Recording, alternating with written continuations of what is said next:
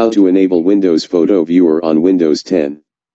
In this video we will see practical and steps that how to enable Windows Photo Viewer on Windows 10 which is disabled by default.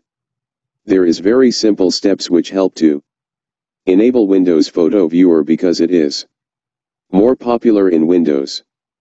Please follow below step to enable Windows Photo Viewer on Windows 10. 1. You can enable it by executing this registry file. Link is in description. 2. After you executed the registry file, you can now open any image format. .jpg, .png, .bmp, etc. by using Windows Photo Viewer. 3. Now right-click on any picture. Select Open with Now select Windows Photo Viewer from list.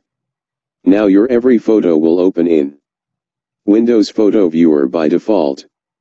Note: check the box of Always Use this app to open .png/jpg files, so now you don't need to tell your system again and again to use Windows Photo Viewer to use as default photo viewer. 4. To set the default photo viewer to Windows 10 Photo Viewer, go to Settings, Apps, Default Apps.